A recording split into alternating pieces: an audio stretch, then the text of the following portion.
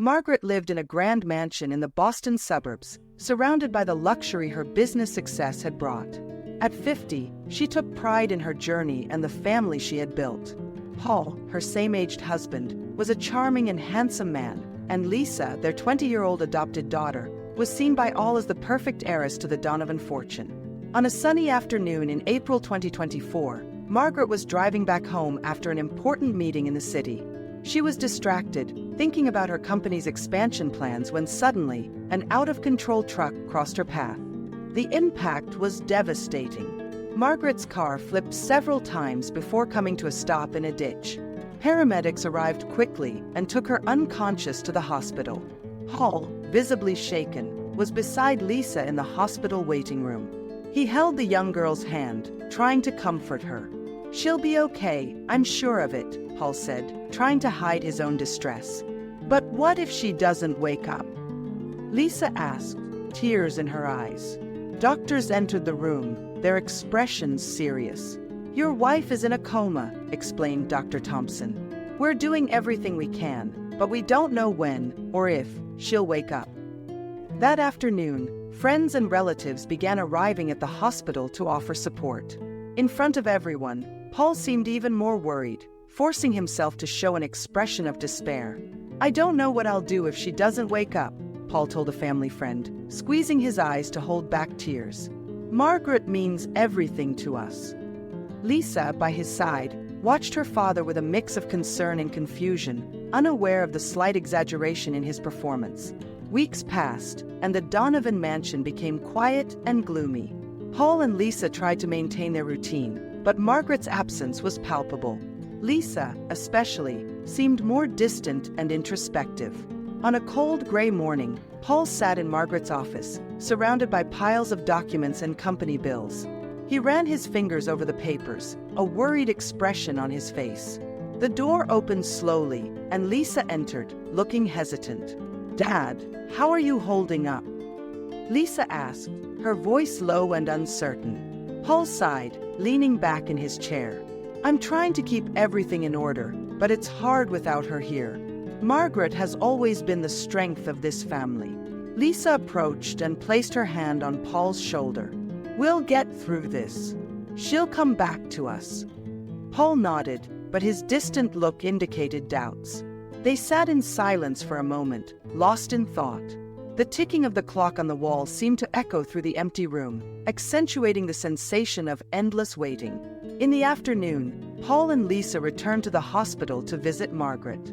They sat by her bedside, holding her cold hands.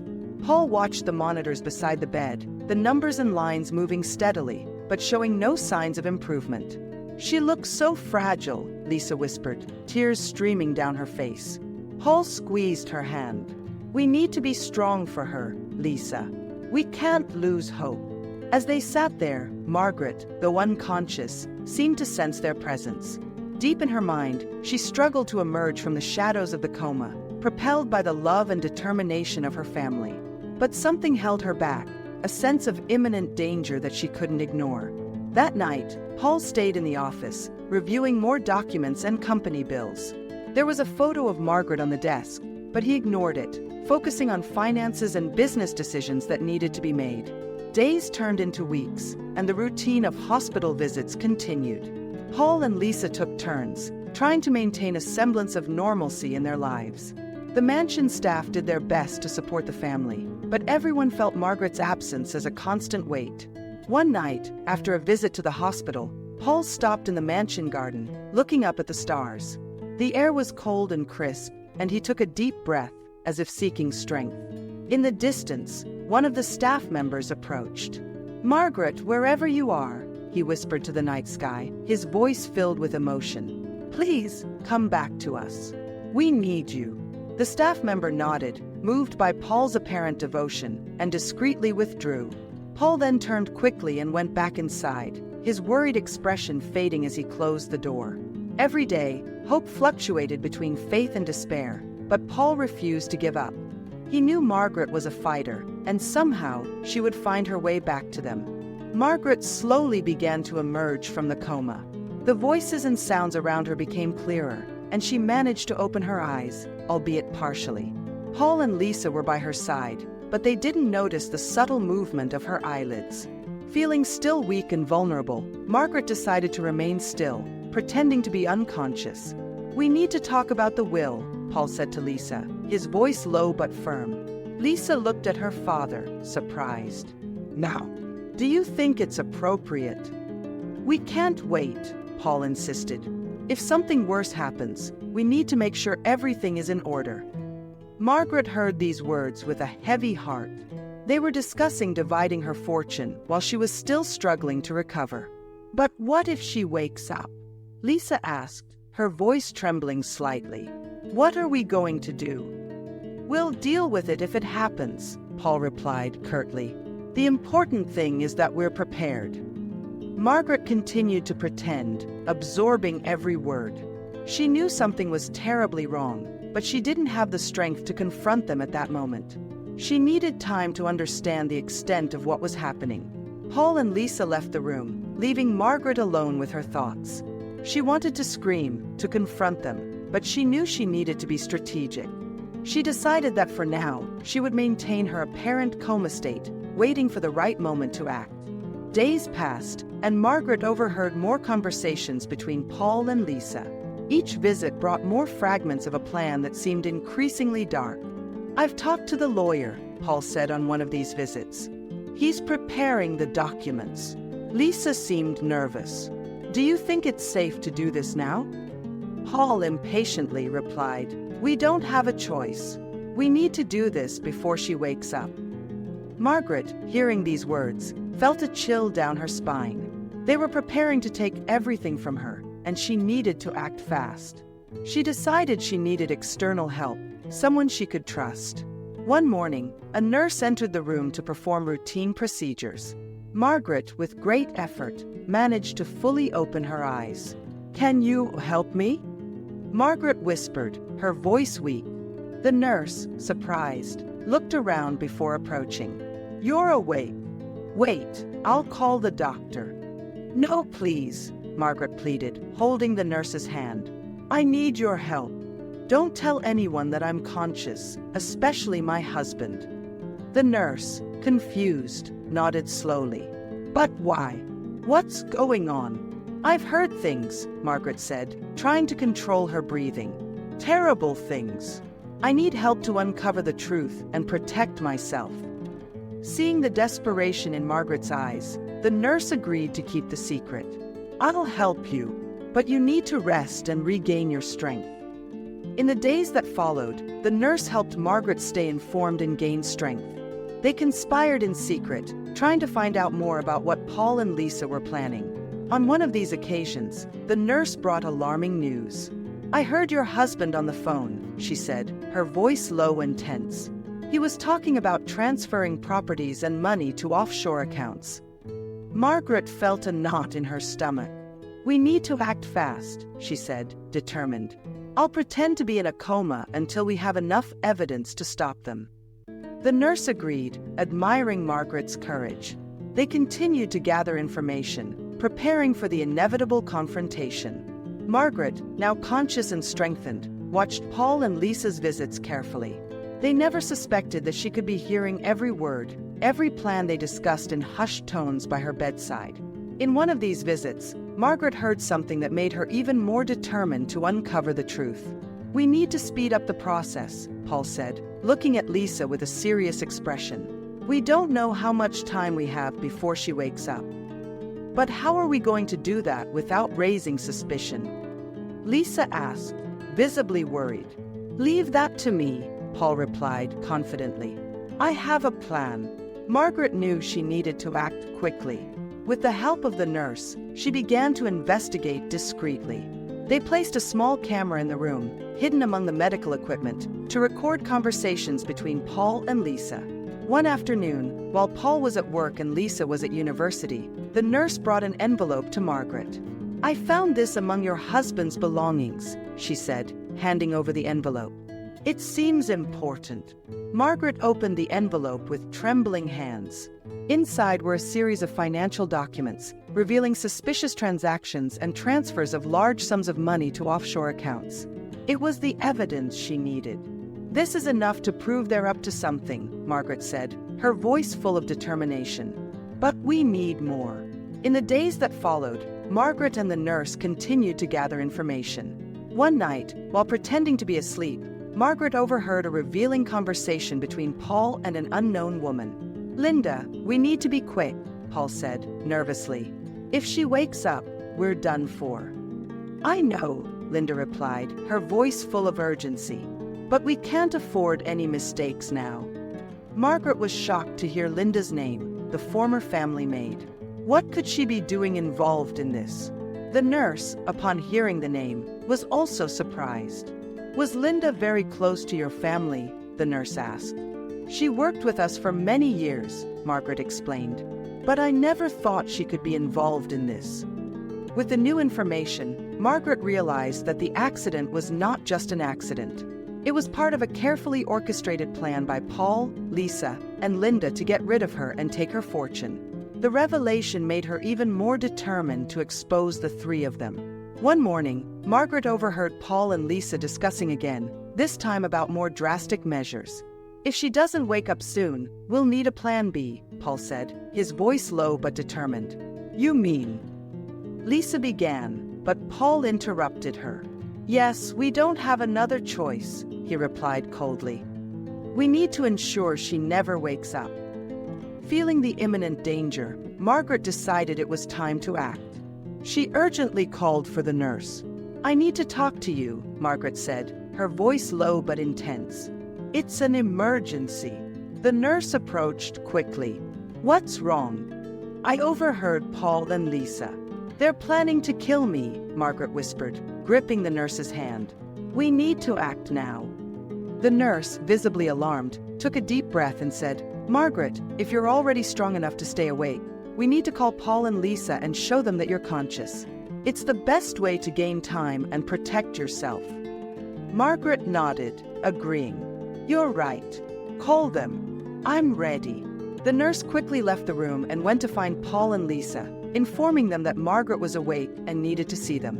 When Paul and Lisa arrived at the room, they found Margaret sitting on the bed, looking directly at them. "Mom, you're awake," Lisa exclaimed, trying to seem emotional. "Sweetheart, how are you feeling?" Paul asked, forcing a tone of concern. Margaret watched them with piercing eyes, sensing the falsehood in their expressions. She knew the real confrontation was yet to come, but for now, she had to play their game. "I'm feeling better," Margaret said, hiding her knowledge of the conspiracy. "Thank you for being here." Paul and Lisa exchanged quick glances, trying to assess the situation. Margaret knew she had to be cautious, but she was more determined than ever to expose their true intentions and protect what was hers. Margaret finally got discharged from the hospital and was taken home, still weak but determined to face her enemies. Knowing the danger she was in, she hired the nurse she trusted so much to stay with her at home. The official excuse was that she needed continuous care during her recovery. Margaret paid the nurse very well, ensuring her total dedication and distance from the hospital. "I know it's a lot to ask," Margaret said to the nurse, "but I need you here with me. It's the only way I'll feel safe." "Don't worry, Margaret," the nurse replied, firmly holding her hand. "I'll be by your side, no matter what happens." Back at the mansion, Margaret reconnected with an old friend, Private Detective James Carter. They met secretly in the garden of the house, away from Paul and Lisa's curious eyes. "James, I need your help," Margaret said, explaining the whole situation. "Paul and Lisa are plotting something terrible. I overheard conversations of them planning to kill me to get my fortune." James, with a grave expression, nodded. "This is very serious, Margaret, but I'll do everything in my power to help you." James began installing cameras and recorders in strategic points of the mansion, discreetly capturing all suspicious conversations. He spent nights analyzing the recordings while Margaret pretended to be increasingly weak and debilitated, a strategy to avoid arousing suspicion. One night, while reviewing the recordings, James found a crucial conversation between Paul and Lisa. "We need to act fast," Paul said, visibly tense. "The police investigation is heating up, and we can't afford to wait any longer." "But how are we going to do this without raising suspicions?" Lisa asked, concerned. What if they find out? Paul took a deep breath, trying to calm himself. We'll make it look like an accident. Something discreet, but effective. We don't have a choice. James knew they needed to act quickly. He met with Margaret and the nurse in the kitchen, where they discussed the next steps. We have enough evidence to incriminate them, James said. But we need to catch them red-handed. Margaret, despite the tension, remained steadfast. We need to lure Paul and Lisa into a trap. Something that forces them to reveal their true plans. James agreed, thinking of a plan. Let's create a situation where they think they have the perfect chance to act. Something they can't resist. The nurse, always by Margaret's side, offered her help. I can pretend to leave for an emergency, leaving Margaret alone. That might make them act. Margaret nodded, acknowledging the nurse's courage. It's risky, but it's our best chance. The next day, Margaret and James put the plan into action. The nurse announced that she would need to leave for a few hours due to a family emergency, leaving Margaret alone in the mansion. Paul and Lisa, believing they had the perfect opportunity, began discussing their plans in Paul's office. Now's our chance, Paul said with a cold gleam in his eyes. Let's make it look like an accident while she's alone. Lisa, though nervous, agreed. Okay, Dad, let's do this. James, watching everything through the cameras, prepared for the final confrontation. He alerted the police, who were ready to intervene as soon as Paul and Lisa made their move. While waiting, Margaret remained calm despite the fear she felt. She knew the truth was about to be revealed, and that justice would finally be served. Paul and Lisa went up to Margaret's room, ready to execute their plan. But as they prepared, Margaret, pretending to be weaker than she actually was, watched them with vigilant eyes. She knew every move they made was crucial. We need to do this quickly, Paul said, his voice low and urgent. She can't survive. Lisa looked at her adoptive mother, hesitating for a moment, but then returned to the plan. Yes, we have to end this. Before they could act, an unexpected noise made them stop. Margaret, sensing the opportunity, screamed with all the strength she could muster. Help! Someone, help me! Paul and Lisa turned abruptly, but it was too late. James and the police stormed the mansion, catching Paul and Lisa off guard. However, they managed to escape through the back door, running to a car that was waiting for them. In the car, Linda waited for them, eager to escape. Paul quickly got in, glancing nervously behind him. Let's go, we gotta get out of here now. Paul yelled as he stepped on the gas, leaving Margaret's property behind. As they fled, Lisa couldn't hide her fear and anxiety. Dad, what are we gonna do now? They have evidence against us. We'll lay low for a while, Paul replied, trying to stay calm. We need to plan our next move and transfer the money before they can find us. Linda, at the wheel, glanced at Paul through the rearview mirror. We have a safe place where we can hide and sort everything out. They reached a secluded house on the outskirts of town, a place Linda knew well. It was an improvised refuge, but safe enough to give them time to think about their next step. Paul immediately got to work, contacting his allies and preparing the funds transfer. We need all of Margaret's financial documents, Paul said, typing frantically on his laptop. Without them, we won't be able to transfer the money. Still shaken, Lisa asked, how are we gonna get those? The house is swarming with cops right now. Paul looked at Lisa with determination. We'll have to go back. They won't expect us to be that bold. Meanwhile, back at the mansion, Margaret, James, and the police were analyzing the collected evidence. They knew Paul and Lisa would try something desperate and were prepared for their return. James, watching the camera footage, commented, "They're gonna need the documents that are still here. It's only a matter of time before they come back." Margaret agreed, feeling more determined than ever. We have to be ready when that happens. They can't escape again. That night, Paul, Lisa, and Linda returned stealthily to the mansion, believing that the darkness would cover their tracks. They entered through the back door and headed to Paul's office, where the financial documents were kept. "Quick, grab everything you can find," Paul ordered, frantically searching through drawers and the safe. With trembling hands, Lisa began to gather the documents. "Dad, they could find us at any moment." Paul, trying to maintain control, replied, "Just keep going. We have to be fast." Suddenly, James and Margaret burst into the office, surprising them. Margaret looked at Paul, Lisa, and Linda with a mix of sadness and anger. "How could you do this to me?" Margaret asked, her voice trembling. "I've always been good to all of you." Paul tried to respond, but Linda interrupted him. "You don't understand, Margaret. This is all your fault." Margaret looked confused. "My fault? What are you talking about?" Linda, eyes filled with resentment, began to explain. "When you were a child, your parents fired my parents from the mansion.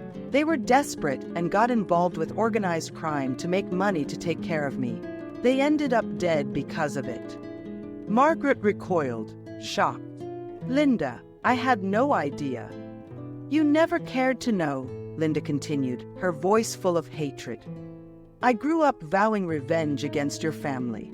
I convinced Paul to get involved in this scheme before you even got married. All this time, we've been siphoning money, and you never noticed." Margaret almost fainted upon hearing all this. "You've ruined my life over a vendetta I didn't even know existed."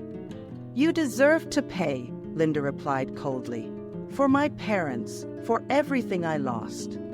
Margaret, feeling anger rise within her, took a step forward.